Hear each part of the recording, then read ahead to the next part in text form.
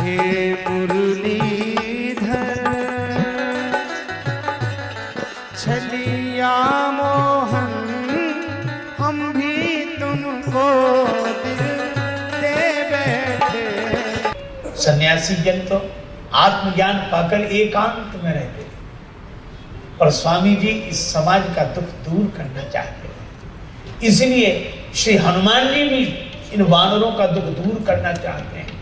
नहीं तो हनुमान जी भी कह सकते थे कि ये जो वानर हैं अब ये रह रहे तो नहीं, पर हनुमान जी ने सोचा कि इनका दुख दूर कैसे हो, तो उन्होंने एक पर्वत के शिखर पर चढ़कर देखा।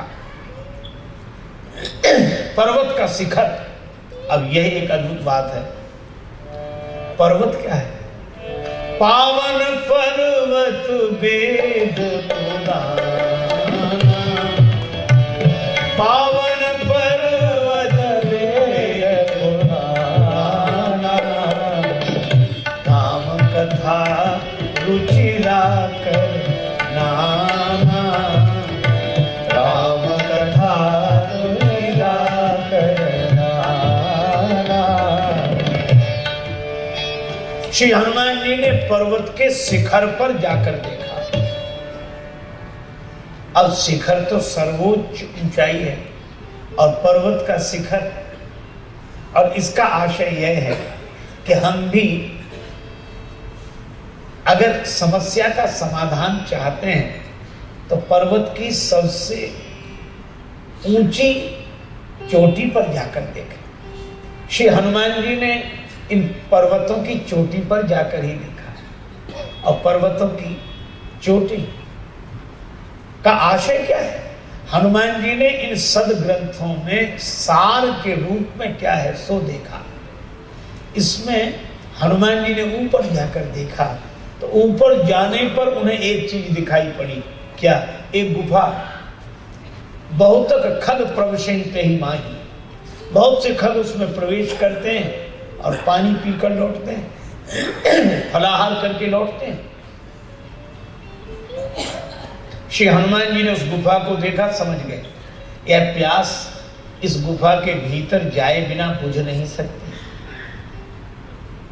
इसीलिए उन्होंने बंदरों से कहा कि तुम लोग अपनी तृषा शांत करना चाहते हो तो इस गुफा के भीतर चलो।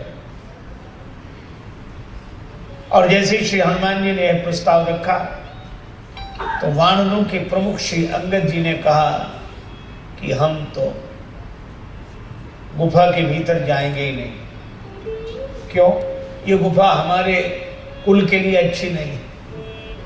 हमारे पिता बाली और चाचा सुग्रीव का झगड़ा ही इसी गुफा के पीछे हुआ। बाली चले गए, सुग्रीव बाहर रह गए। तब से हमने निश्चय कर लिया कि गुफा में तो जाएंगे ही नहीं आगे आगे चलकर, तो फिर जाए कौन? तब कहा कि जिसने गुफा बताई वही जाए। तो गुफा बताई किसने? कहा हनुमान जी ने। आगे के हनुमंत लीला, आगे हनुमंत, आगे हनुमंत बलदेवा, आगे के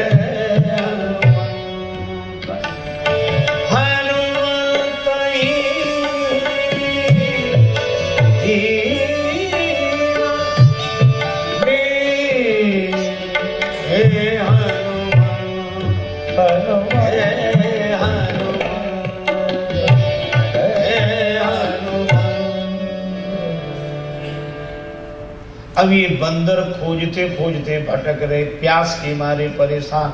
श्री हनुमान जी को आगे किया तो गुफा में तुरंत प्रवेश कर गए। बैठे विवर विलंब न कीना, और इसका आशय यह है कि गुरुदेव को आगे कर लो।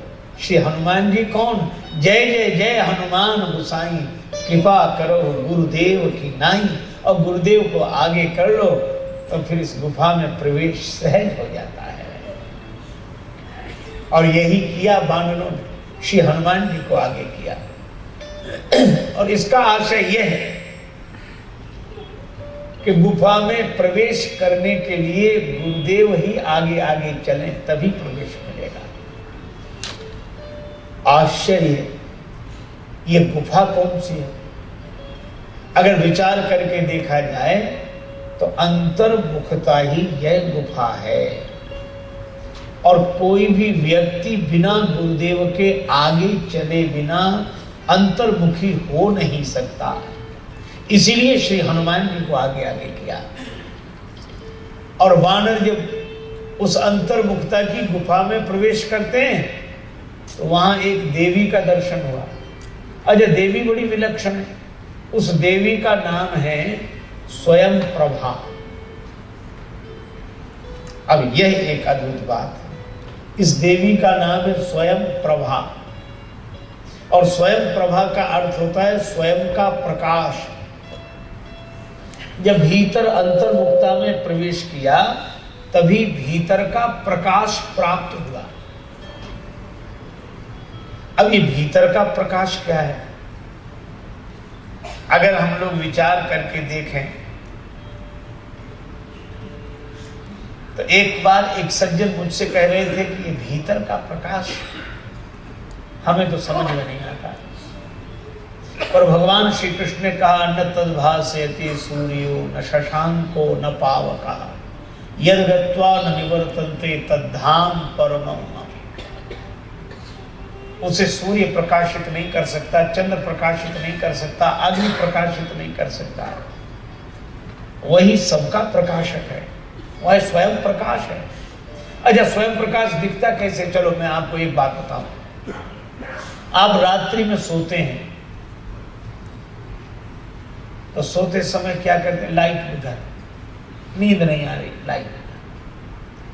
तो पहले तो लाइट बुझा दी, कमरे के किवाड़ बंद कर लिए, फिर सोए तो आंख बंद कर ली। आंख बंद करने के बाद चादर ऊपर से ओढ़ ली। अब आप विचार करना, लाइट नहीं है, आंख बंद कर ली, आंख खुली नहीं है, चादर आपने ओढ़ रखी है। पर रात्रि को जब आप स्वप्न देखते हैं, अब आप विचार करो ये स्वप्न किस प्रकाश में दिखाई देता है? कहते महाराज रात को हम वहां गए, वहां से वहां गए और हमने ऐसा देखा और वैसा देखा, और बहुत साफ साफ दिखा है, इतना साफ स्वप्न दिखा। ये स्वप्न किसके प्रकाश में दिखता है? यह स्वप्न जिसके प्रकाश में दिखता है उसी को स्वयं प्रभा बोलते हैं।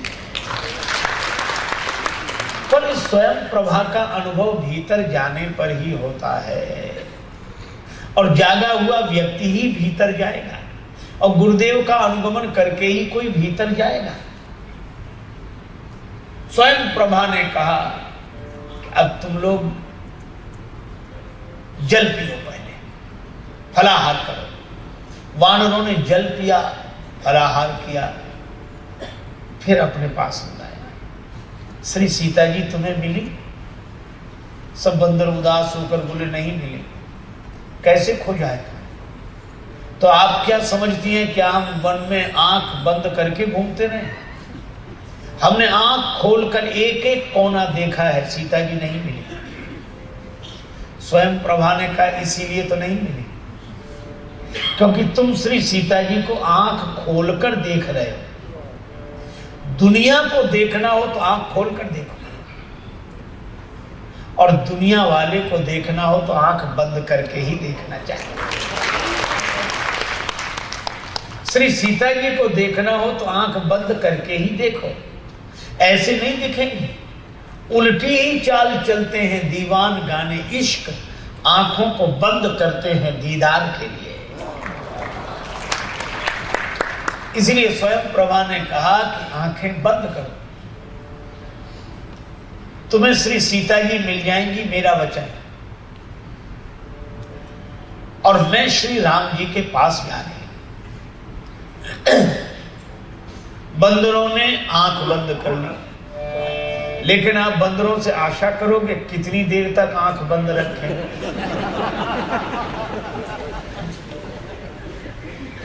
बंदरों की विशेषता ये एक आंख बंद करके तुरंत खोल देते, कोई खतरा ना हो। तो इन बंदरों ने आंख तो बंद की पर ज्यादा देर नहीं। नयन मूंदी पुनी देख वीरा, मूंदी पुनी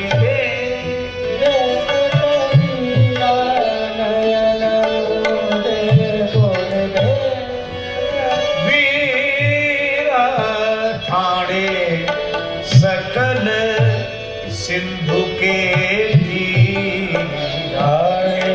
सकल सिंधु के धीरा, नयन मूंदी पुनी देख वीरा, नयन मूंदी पुनी देख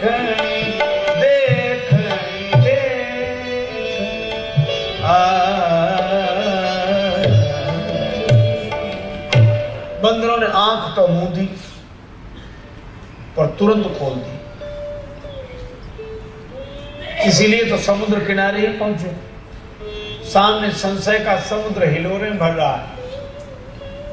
इसका अर्थ यह है कि स्वयं प्रभा के वचन पर पूरा विश्वास हो गया होता तो वानर वहीं पहुंच जाते जहां सीता जी थी, पर थोड़ी आंख बंद की और फिर आंख खोल दी। समुद्र के किनारे सब पहुंचे। अब आपस में चर्चा करते हैं कि श्री सीता जी का समाचार नहीं मिला। अंगद जी ने कहा हमारी तो दोनों ओर से मृत्यु होगी, यहां न सुध सीता कह पाई, वहां गए मार ही कपिराई। वहां सुग्रीव जी वध करेंगे, यहां सीता जी नहीं मिली, दो प्रकार भई मृत्यु हमारी। पर चर्चा यही करते हैं कि श्री सीता जी मिले, श्री सीता जी मिले। गिरी कंदरा में संपाति ने जो सुना, कहने लगा आज सबनी कहूं भक्षण करऊं, आज सबनी कहूं भक्षण करऊं, दिन बहुत गए, बहुत दिन से भूखा हूं, आज सबको खा जाऊंगा। तब इन लोगों को लगा कि ये गिद्ध और अपशकुन, तो सब डर गए कि अब तो हमारी मृत्यु होगी। लेकिन अंगद जी ने विचार पूर्वक कहा धन्य जटायु सम को नाई, धन्य जटायु सम को नाई, धन्य जटायु सम को नाई, धन्य जटायु सम को नाई, धन्य जटायु सम कोई नाई, जटायु जी जैसा कोई नहीं। अब संपाति ने जटायु का नाम सुना, सोचने लगा इन वानरों को कैसे पता जटायु के बारे में। संपाति ने आकर कहा कि तुम लोग डरो मत, जटायु को तुम कैसे जानते हो। अंगद जी ने कहा कि जटायु जी ने श्री राम काज में देह त्याग दिया, राम काज कारण तन त्यागी, हरिपुर गए परम बड़भागी। वे परम बड़भागी हैं, हरिपुर गए। अब संपाति ने सुना तो सोचने लगा कि जटायु चले गए, जटायु मेरे अनुज हैं, मेरे भाई हैं, मैं समुद्र किनारे जाकर उनको तिलांजलि दूंगा। और वहां गया, समुद्र किनारे वानर उसको लेकर गए, उसने जटायु जी को तिलांजलि दी, उसके पंख उदित हो गए। उसने अपनी कथा सुनाई कि हम और जटायु भाई भाई सूर्य को पाने के लिए गए, वह तो लौट आया, मैं चला गया, मेरे पंख जल गए। मुझे चंद्रमा नामक महात्मा ने अपनी गोद में उठाया और उसने फिर मुझे जगाया, मुनि ने जगाया। कैसे जगाया? का देह जनित अभिमान छुड़ावा, मेरी देहाध्यास से मुक्ति कराई। और उसी ने वरदान दिया था कि तुम बंदरों को सीता जी का दर्शन करा देना, समुद्र किनारे तुम्हें पंख मिल जाएंगे। मुझे पंख मिल गए। अब मैं देखूं तुम नाइन गीधई दृष्टि अपार, मैं देख रहा हूं श्री सीता जी उस पार अशोक वृक्ष अशोक वाटिका में विराजमान है। मैं वृद्ध हो गया, नहीं तो तुम्हारी कुछ सहायता करता। अब आप विचार करो। संपाति तो गया, अब बंदर सोचते हैं कि श्री सीता जी उस पार और हम इस पार, पता लग भी गया तो हम करें क्या? पर नहीं, निश्चय ऐसा ही होना चाहिए। उत्तिष्ठत् जागृत प्राप्य वरान्य बोधत, अपना लक्ष्य प्राप्त करके रहेंगे, सीता जी को प्राप्त करके रहेंगे। हम समुद्र किनारे उदास नहीं बैठ सकते। आप विचार करो। धन्य है श्री राम, जिनके साथ रहने वाले कुछ वानर वीरों ने श्री सीता जी का पता लगाया। राम जी की यात्रा उत्साह की यात्रा है। राम जी की कथा तो जीवन में उत्साह जगाने वाली है। कैसी भी प्रतिकूल परिस्थिति आई तो भी राम जी आगे बढ़े, आगे चले बहुरी रघुराया, ऋष्यमूक पर्वत नियर आया। राम जी कभी पीछे नहीं लौटते, आगे बढ़ते हैं, आगे बढ़ते हैं, आगे बढ़ते हैं। कदम चूम लेती है खुद आके मंजिल, मुसाफिर अगर अपनी हिम्मत ना हारे। अगर राम जी अपने साहस का त्याग न करे तो लक्ष्य स्वयं उसके चरण चूमता है। इन वानर वीरों ने भी अब सोचा कि समुद्र के पार जाएं कैसे, तो सबने अपने अपने बल का वर्णन किया। निज निज बल सब खाऊ भाखा, निज निज बल सब खाऊ भाखा, निज निज बल सब खाऊ भाखा, निज बल सब खाऊ। पार जाय कर संशय राखा,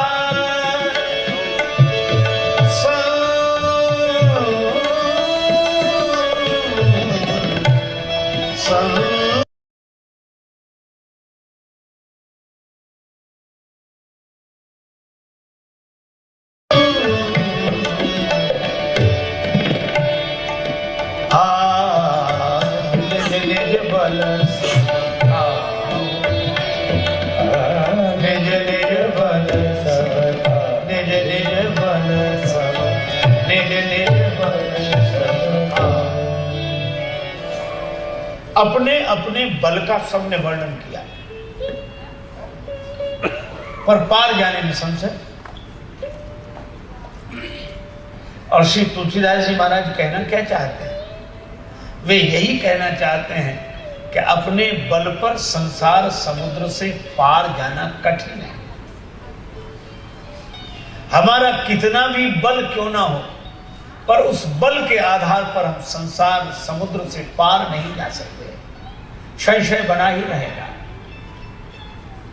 और अगर पार भी चले गए तो लौटने में संशय। अंगद जी तो यही कह रहे जी, ये संशय को जो फिरती बार।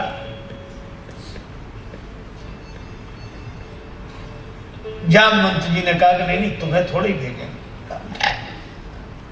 अच्छा, सभी अपने अपने बल का वर्णन करते हैं, पर हनुमान जी बोले ही नहीं। अच्छा, बोले क्यों नहीं?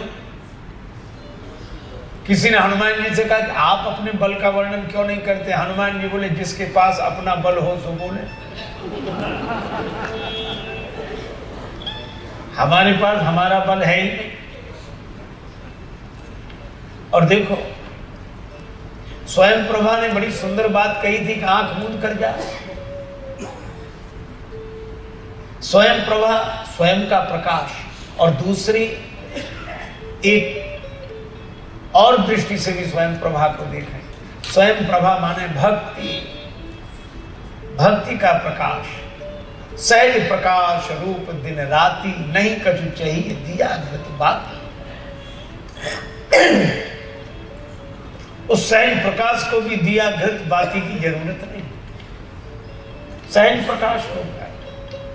और उन्होंने ठीक कहा कि सीता जी को पाना है तो आंख बंद करो। लेकिन यहां समुद्र किनारे सभी वानर जागे हुए हैं, पर हनुमान जी चुप हैं। जामवंत जी ने सोचा कि इनको जगाया जाए, इनके पास इनका बल है नहीं। हनुमान जी महाराज कैसी बात करते हो, आपके पास तो अतुलित बल धामम, अतुलित बल है। हनुमान जी ने कहा कि हाँ, हम उस बल के धाम हैं।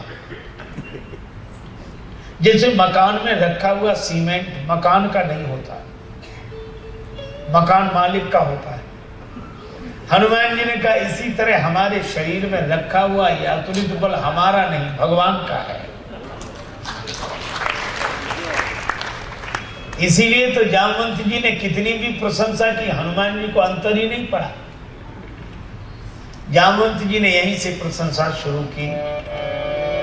पवन तनय बल पवन समाना, पवन तनय बल पवन समाना, पवन तनय बल समाना, बुद्धि विवेक विज्ञान निधाना,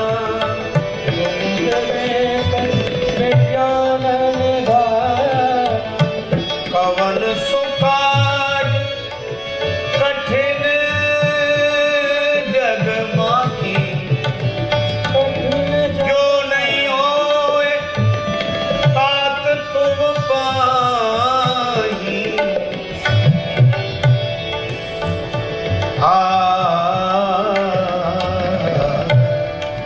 हनुमान जी, कौन ऐसा कार्य है जो आपसे नहीं हो सकता?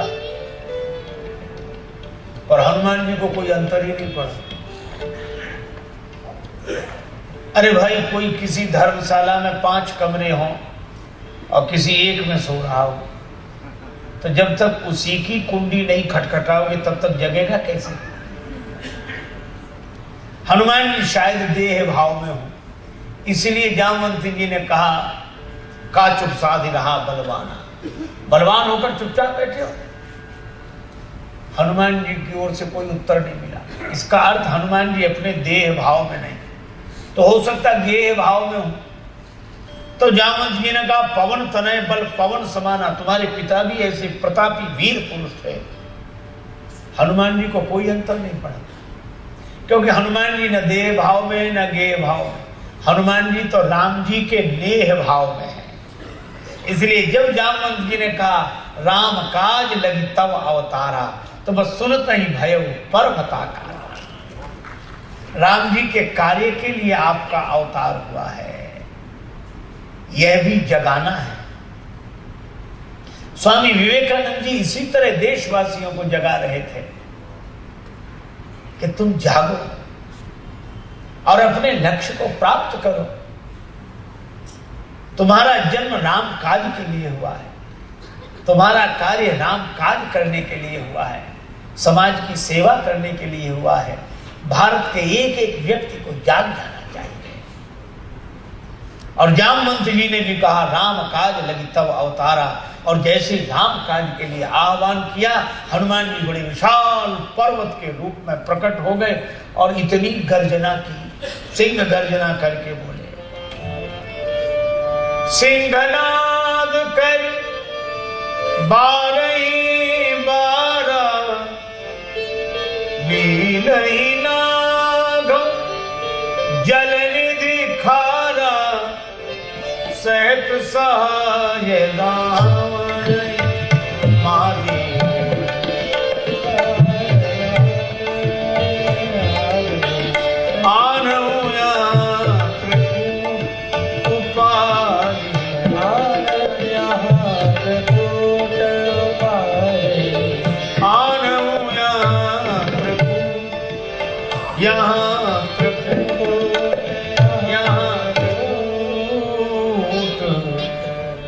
श्री हनुमान जी ने कहा ये समुद्र लांग जाना तो मेरी लीला है।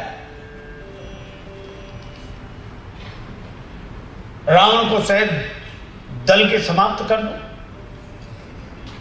और रावण को तो राम जी मारेंगे, तो त्रिकूट पर्वत यहां उखाड़ कर ले आओ। राम जी आराम से मारते रहे। हनुमान जी जाग गए तो जरा ज्यादा जाग गए।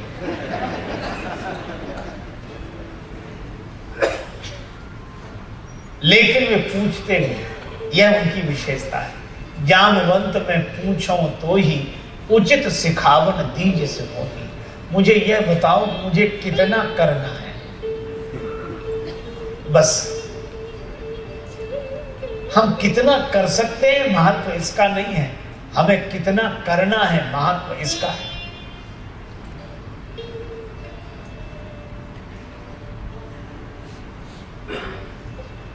कई बार लोग भोजन इतना करते हैं जितने की जरूरत नहीं है, करते ही रहते, रोज बढ़ाते जाते हैं। एक बार कोई पंडित जी गए निमंत्रण में, वहां इतना ज्यादा भोजन हुआ, बड़ी तेजी से दौड़कर लौट कर आए, कहने लगे जल्दी खाट बिछाओ, जल्दी मैं खड़ा नहीं रह सकता, सोऊंगा, खाट बिछाओ, खाट बिछाओ। तो उनकी बहू रोने लगी कि बेटी तुम क्यों रोती हो? काम तो इसलिए रोना, हमारे तो भाग्य फूट गए जो हम ऐसे घर में आए, हमारे यहाँ तो वहीं से लदे आते थे खाट पर।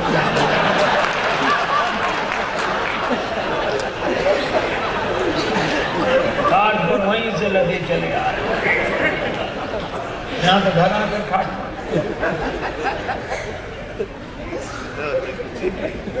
एक बार गुरु और शिष्य दोनों गए भंडारे, दोनों ने डट के भोजन किया। अब गुरुजी चेले से पूछे कि बेटा खड़ा हूं, देख कहां रखी है। तो चेले की भी वही हालत थी, तो ऊपर देखकर बोला महाराज ऊपर तो सब जगह देख लिए, नीचे हो तो हो। यह हालत है। कुछ लोग इतना सोते हैं, इतना सोते हैं, सोते ही रहते हैं। महत्व तो इसका नहीं है कि आप कितना खा सकते हैं, कितना सो सकते हैं, कितना, इसका आपको कितना सोना है, कितना खाना है, ये इसका भी ध्यान रहना चाहिए। और इसीलिए उचित मात्रा।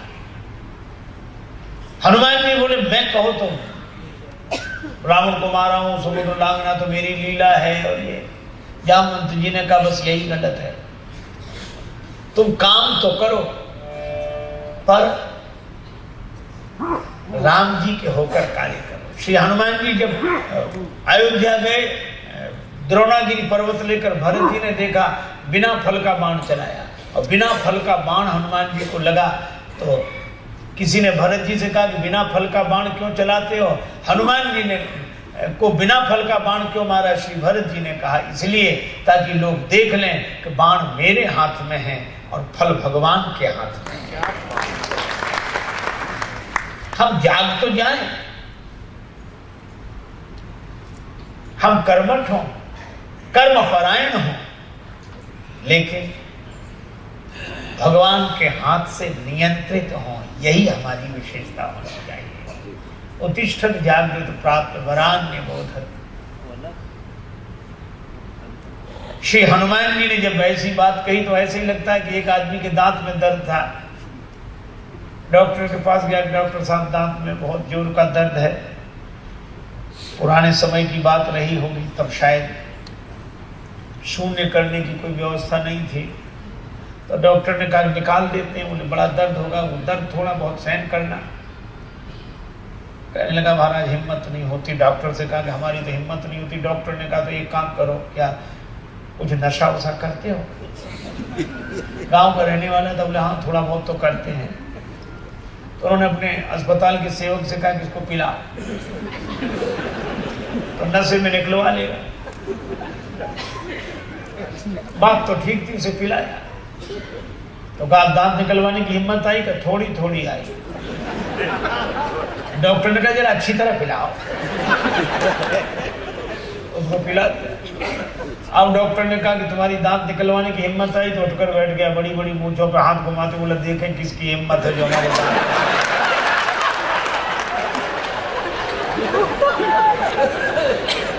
डॉक्टर ने अपना माथा पीटा कि इससे पहले ही अच्छा था।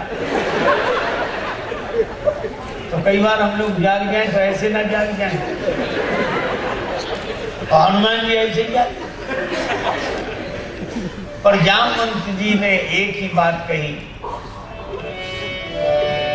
इतना करहु तात तुम जाई, इतना करहु तात, इतना करहु तात, सीतहि देखि कहु सुधि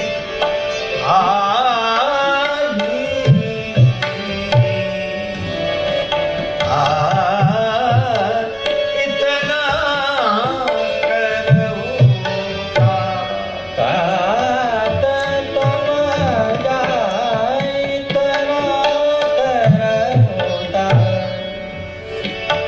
करहु तात, करहु तात, करहु तात। जामवंत जी ने कहा इतना करो, श्री सीता जी का दर्शन करके राम जी को समाचार सुना दो, बस इतना ही करना।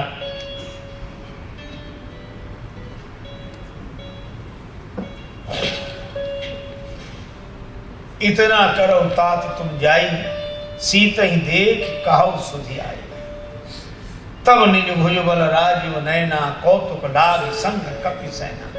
ये समुद्र लांग जाना आपकी लीला नहीं है, यह लीला तो भगवान की है। गिरजा सुनो राम के लीला, सुरहित धनुज विमोहनी शीला। बस यही विवेकानंद जी के वाक्य का यही अर्थ है। स्वामी विवेकानंद जी महाराज बार बार कहते, उत्तिष्ठत जागृत प्राप्त वरान्य बोधत। उठो, जागो और लक्ष्य को प्राप्त जब तक न कर लो तब तक चैन से न बैठो। श्री हनुमान जी से जामवंत जी ने इतने कहा कि बस इतना करो तात तुम जाई, सीत ही देख कहो सुधि आई। श्री सीता जी को देखकर राम जी को समाचार दिया, क्योंकि जामवंत जी जानते कि इनको इतना बताएंगे तो इतना करके आएंगे, इसलिए उतना ही कहा। हनुमान जी ने कहा ठीक। अजय जब चलने लगे तब इनकी विशेषता देखो। सुंदरकांड आरंभ हुआ तो श्री हनुमान जी सब बंदरों को प्रणाम करते। अस कहना ये सब चले हरसी धरि रघुनाथा, चले हरस कर ये रघुनाथा, चले हरसी धरि रघुनाथा, चले हरस के कर रघुनाथा। सब वानरों को प्रणाम किया, और जैसे ही हनुमान जी ने बंदरों को प्रणाम किया तो बंदरों की आंख में आंसू आ गए। बंदरों ने कहा कि तुम हमें प्रणाम करते हो तो हमें लगता है कि समर्थ तो तुम हो, पार तो तुम जा रहे हो, हम तो सब असमर्थ हैं, हम तो इसी पार हैं, एक तुम ही उस पार जा रहे हो, और उस पार जाने वाले होकर भी हमें प्रणाम कर रहे हो, यह तुम्हारी बड़ी कृपा है, तुम हमें प्रणाम कर रहे हो। श्री हनुमान जी ने कहा कि सो बात नहीं है। फिर हमने जामवंत जी से पूरी बात समझ ली। क्या महत्व ना इस पार रहने वाले का है ना उस पार जाने वाले का। तुम में से कोई भी उस पार जा सकता है, तुम में से कोई भी उस पार जा सकता है, लेकिन तुम्हें उस पार जाने की भूमिका नहीं मिली है, हमें उस पार जाने की भूमिका मिली है। ये वैसे ही है जैसे नाटक में किसी व्यक्ति को राजा बना दिया जाए और दूसरा याचक बन जाए। याचक आता है तो राजा यही कहता है कि इनको सेवक 10,000 स्वर्ण मुद्राएं दे दो। वो कहता जो आ गया। और थोड़ी देर बाद वही व्यक्ति जो अभिनय करता है वही नाटक कंपनी से कहता है कि हमें हमारी फीस मिले तो हम जाएं। आप विचार करो, 10,000 स्वर्ण मुद्राएं देने वाला फीस मांगता है। इसका आशय यह है वो स्वर्ण मुद्राएं भी झूठी हैं और उसकी याचना भी झूठी है। न गरीब आदमी गरीब है, न अमीर आदमी अमीर है। क्या सोचता है पागल मनुआ, जो बीत गया सो बीत गया। क्या सोचता है पागल मनुआ, जो बीत गया सो बीत गया। क्या सोचता है पागल मनुआ, इस झूठे खेल में भूले ही क्या। कोई हार गया कोई जीत गया। क्या सोच रहे पागल मनुआ, क्या सोचता है पागल मनुआ। हम चाहे यही हो जरूरी नहीं, आशाएं कभी हुई पूरी कहीं। आशा कभी हुई पूरी कहीं। रे सोच तनिक,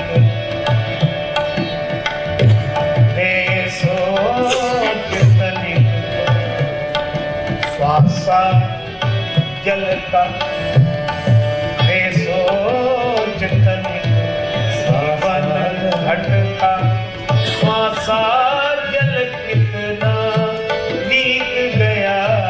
क्या सोच रहे पागल मनुआ, क्या सोचता है पागल मनुआ। इसलिए भाई हम तो जैसे पहले थे वैसे ही अब। हनुमान जी कहते हैं हमें उस पार जाने की भूमिका मिली है, पर हम यह समझ गए हैं कि ये सब राम जी की लीला है। अच्छा, लीला समझ लेने का यह भी अर्थ नहीं कि अब कुछ करने की जरूरत ही नहीं, सब राम जी की लीला है। नहीं भाई, कार्य तो करना है पर कार्य का अभिमान नहीं करना। इसीलिए स्वामी जी केवल उठने की बात नहीं कहते, जागने की भी बात कहते हैं।